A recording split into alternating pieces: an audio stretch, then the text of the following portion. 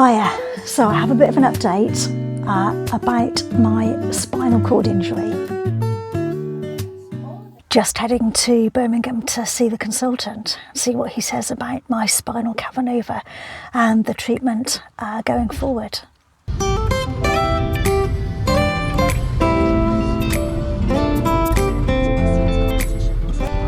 This massive building is the Queen Elizabeth Hospital in Birmingham in the UK. It is absolutely huge. When I was in there, I was on ward 407 and there were hundreds of wards. We saw the sign for outpatients and just headed down this corridor here. You go and book in at reception, then you have to look at a screen and then you're told where to go and wait. I was in 1B of 7 different places.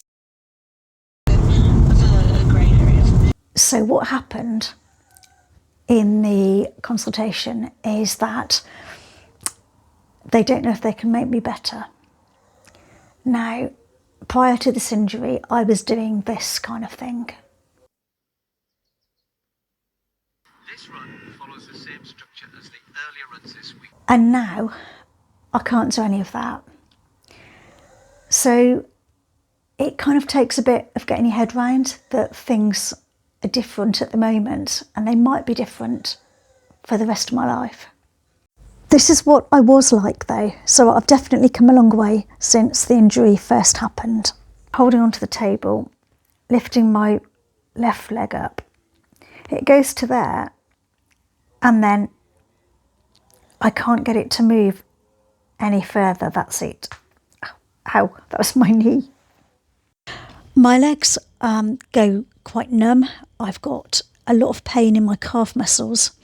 My right foot goes numb and I've got some issues with my left foot as well, and a lot of pain in my thighs. The consultant said that they don't know if they can make me better, but at the end of October I have to go for another MRI scan. Once they've seen that, they will look at the area where the cavernoma burst. They will see if there's anything they can do. If they think an operation will be beneficial and won't be kind of too difficult, then they will offer that. And then that's up to me to decide if I want that, because there are risks. Now, the risks with this operation are that they could make me worse than I am at the moment.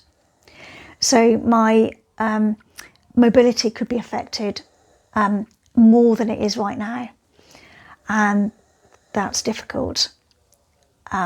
But alternatively, if they don't do anything and they leave the cavernoma where it is, there is a risk that it could rupture again and bleed again.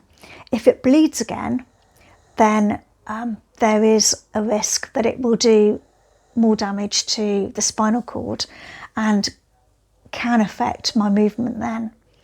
So yeah, it's kind of difficult. I'm going to wait and see what they say after the scan, because they'll know a bit more then. But the doctor did say that, you know, it's been 2 months now and he thinks this is as good as I'm going to get. So it does take a bit of processing. However, being optimistic, there is good news, and the good news is that they're sure it's a cavernoma. They're also saying that the cavernoma can't ever turn cancerous. So that's a really good thing, and that's a positive to come out of it. So if you're new, please pop down there, hit subscribe. It's free, why not? And it'd be great to have you follow my journey. I'm aiming in spring next year to be able to hike up Mount Snowdon